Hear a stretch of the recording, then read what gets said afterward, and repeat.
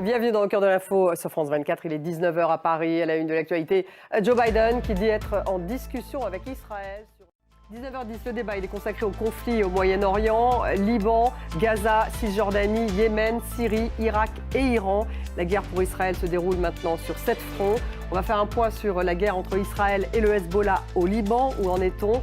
Quels sont les risques d'un embrasement du Moyen-Orient? Voilà les questions que nous allons poser à nos invités. Dans 10 minutes, le débat.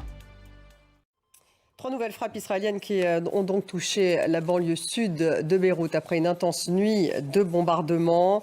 L'armée israélienne qui dit avoir frappé le quartier général du renseignement du Hezbollah dans la région de Beyrouth. Dans le sud du Liban, les combats entre l'armée israélienne et le Hezbollah, les combattants du Hezbollah se sont intensifiés. On fait un point en image avec Florent Rodeau. Et puis le Liban qui a annoncé que près de 240 000 personnes, des Syriens pour la plupart, sont entrés en Syrie depuis la semaine dernière. Thibaut Francesquet.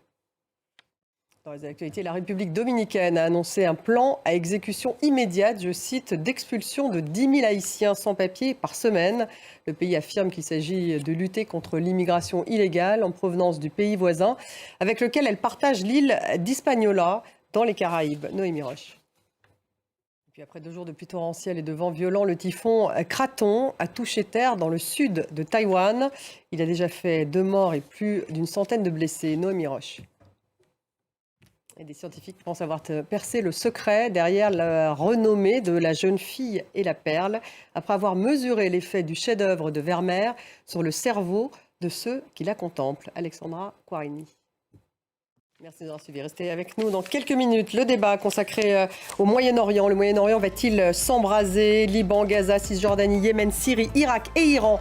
La guerre pour Israël se déroule maintenant sur 7 fronts. On va faire un point sur la guerre entre Israël et le Hezbollah au Liban. Où en est-on? Et quels sont effectivement les risques d'une guerre totale dans la région? Restez avec nous.